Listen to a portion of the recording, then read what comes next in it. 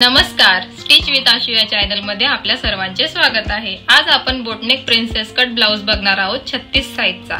त्या ब्लाउजचा back part आपण आधी बघणार आहोत।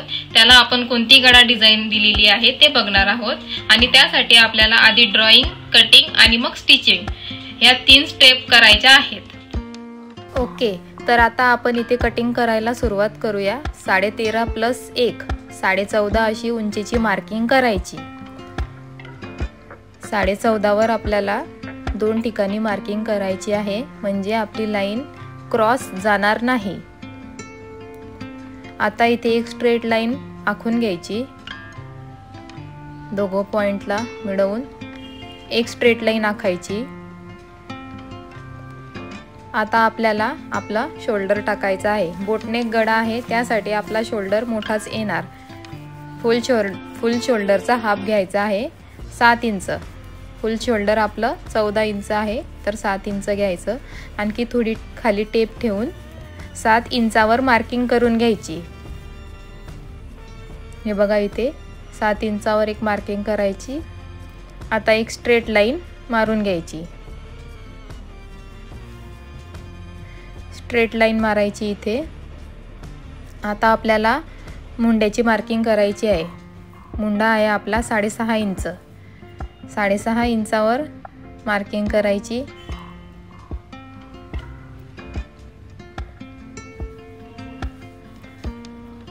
थोडी पुढे जाऊन सुद्धा एक मार्किंग करून घेऊ शकता। आणि एक आता खाली मुंड्याच्या आकारापासून खाली स्ट्रेट लाईन मारून घ्यायची। ही झाली आपली चेस्ट लाईन। आता या मुंड्याला क्रॉस मध्ये 1.5 इंच वरून आकार द्यायचा। बॅक पार्ट आहे म्हणून 1.5 इंचावरून आकार द्यायचा। मुंड्याच्या रेषेचा मध्य काढायचा।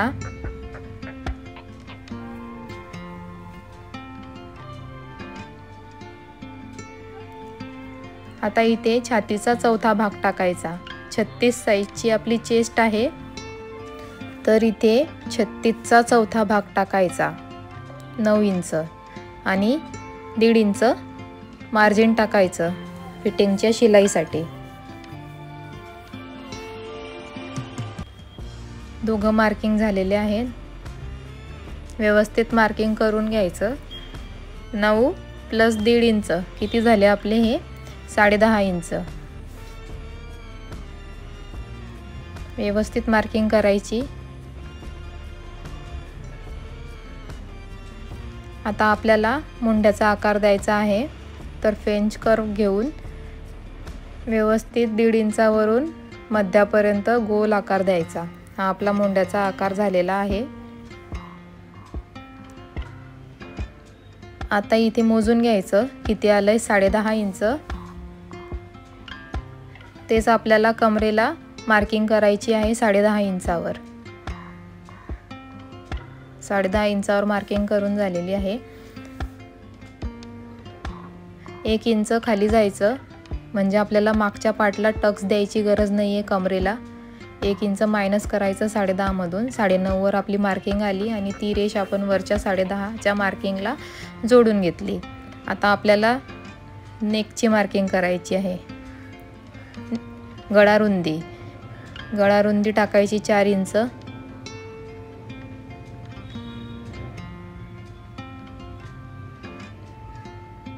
खाली पण एक 4 इंचावर मार्किंग करून घ्यायची।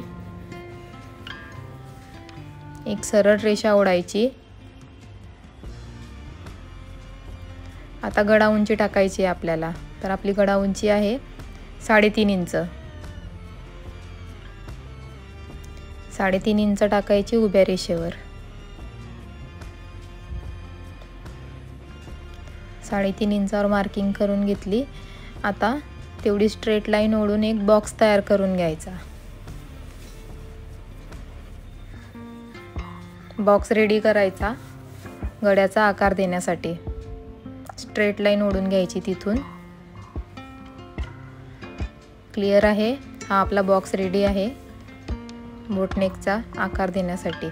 आता वरून खाली पूर्ण गळ्याची उंची आपली आहे 10.5 इंच। आपल्याला अर्धा प्लस करायचा आहे, तर 11 इंचावर आपण इथे मार्किंग करूया आणि स्ट्रेट लाईन ओढून घेऊया संपूर्ण गळा। आपला 10:30चा आहे.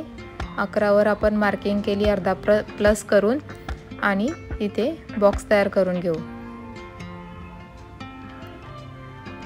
आपला बॉक्स रेडी झाला आहे. आता आपल्याला गळ्याच्या आकाराची मार्किंग करायची. फ्रेंच कर्व ठेवायचा वरच्या बॉक्समध्ये आणि छोटा एक गोल गळ्याचा आकार द्यायचा. हा झाला आपला बोटनेक. आता खाली इथे खाली बॉक्सचा मध्य घ्यायचा. हे बघा असा मध्य घेऊन एक मार्किंग करायची. आता त्या मध्यापासून बाहेर अर्धा इंचावर मार्किंग करायची. बाहेर जायचं अर्धा इंच आणि मग गळ्याचा आकार देण्यासाठी सुरुवात करायची. आता हा जो गळा आहे ही त्याचीच मार्किंग आहे.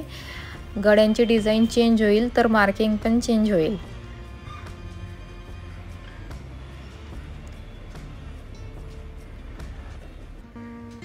ही आपली गळ्याची मार्किंग झालेली आहे. हा आपला बॅक पार्टचा गळा रेडी आहे. आता आपण इथे कट करून घेऊया. गळा कट करायचा नाही, फक्त आपल्याला साइड कट करायची आहे.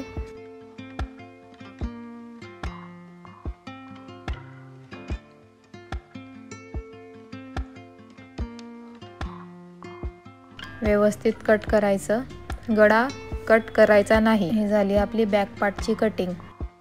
इथे थोडी आपण अस्तरला प्रेस करून घेऊया. खूप सारे रिंकल्स आहेत त्यावर. व्यवस्थित प्रेस करायचा. ही आपली प्रेस करून आता झालेली आहे. आता आपण फॅब्रिकवर बॅक पार्ट ठेवायचा. खालच्या साईडला अर्धा इंच किंवा 1 इंचाचा गॅप ठेवायचा, कारण फॅब्रिक खालीवर असेल तर आपली कटिंग चुकेल. आणि मार्किंग करून घ्यायची. गळा ड्रॉ करायचा नाही, कारण तो आपण कट केलेला नाही आहे. हा ड्रॉ झाला. आता आपण याला कट करून घेऊया. व्यवस्थित कट करून घ्यायचं. फॅब्रिक आता आपलं इथे कट झालेलं आहे. आता आपण गळा रुंदी टाकायची 4 इंच. 2 ठिकाणी 4 इंचावर मार्किंग करून घ्यायची, म्हणजे आपली लाईन क्रॉस जाणार नाही. आता सरळ रेष आखायची. रेष थोडी आपली जी लाईन आहे थोडी ती खालच्या साईडला जाऊ द्यायची, कारण आपल्याला खाली सुद्धा बॉक्स आखायचा आहे.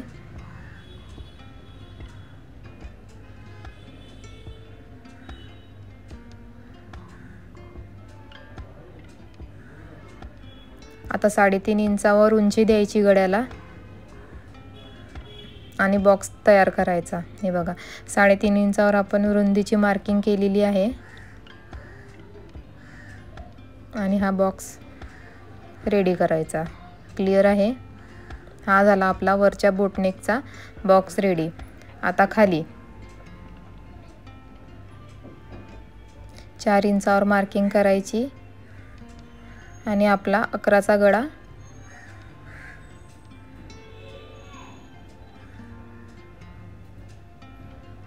आखून घ्यायचा. आता खाली 11वर मार्किंग करायची आणि बॉक्स रेडी करायचा. हा झाला आपला बॉक्स रेडी. आता आपल्याला गळ्याचे आकार द्यायचे आहे. बॉक्सचा मध्य घ्यायचा खालच्या शेपसाठी. तिथून अर्धा इंच बाहेर जायचं. इथून अर्धा इंच आपण बाहेर जायचं. मार्किंग करायची आणि मग गळ्याचा शेप देण्यास सुरुवात करायची. हा आपला गळ्याचा शेप आहे.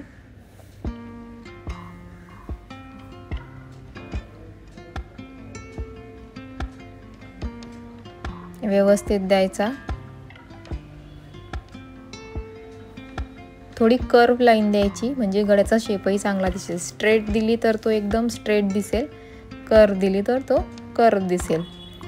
आपल्या खालच्या गळ्याचा शेप रेडी आहे. आता वर फ्रेंच कर्व ठेवायचा आणि गोल आकार द्यायचा. ही झाली आपली गळ्याची ड्रॉइंग. आपला गळा रेडी आहे. ओपन करायचं. दोघं साईडनी उमटलेलं आहे बघा. आता फॅब्रिकवर ठेवायचं मेन आणि कट करायचं. हे आपलं कट करून झालेलं आहे। आता मेन फॅब्रिक सरळ साईडला ठेवायचं आणि त्यावर आपला अस्तर ठेवायचं, जिथे आपण ड्रॉ केलेलं आहे तिथे। चला आता आपण आपल्या गळ्याला शिलाई देऊन घेऊया। खाली फॅब्रिक ठेवलाय मेन आणि वर अस्तर। आता आपल्याला अशी शिलाई देऊन घ्यायची आहे। कोण्याला व्यवस्थित शिलाई द्यायची, दाबवर उचलायचा आणि कपडा फिरवून घ्यायचा, म्हणजे कोणे व्यवस्थित येतात जे कॉर्नर आहेत ते। आणि मग आपण पलटी करूया। आता इथे आधी कमरेला शिलाई द्यायची।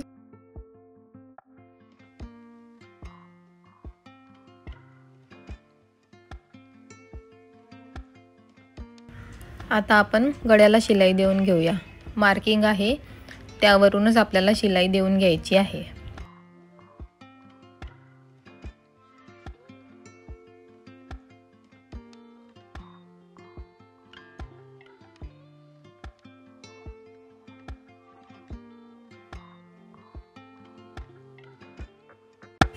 शिलाई देऊन झालेली आहे। आता आपल्याला पाव इंच अंतर ठेवून गळा कट करायचा आहे।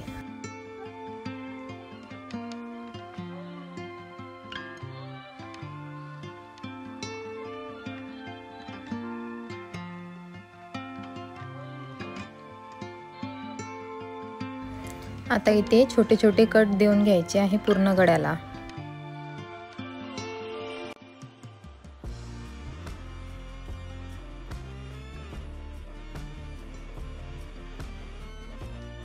कट देऊन झाल्यावर फॅब्रिक पलटी करायचा आहे।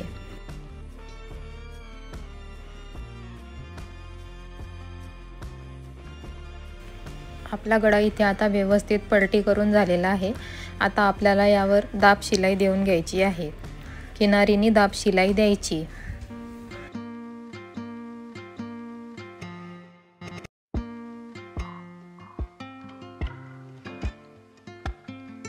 दाब शिलाई देऊन झाल्यावर आता आपल्याला त्यावरून थोडी प्रेस फिरवून घ्यायची आहे, म्हणजे थोडं फिनिशिंग येईल। आता साइड वरून आपल्याला शिलाई देऊन घ्यायची आहे चारही बाजूला।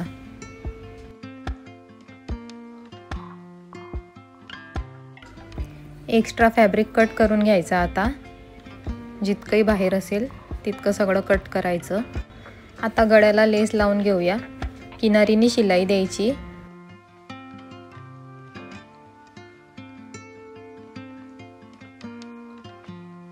लेस लावून आता आपला गळा रेडी आहे। बटन आणि टसल्स लावून घेतलेले आहे।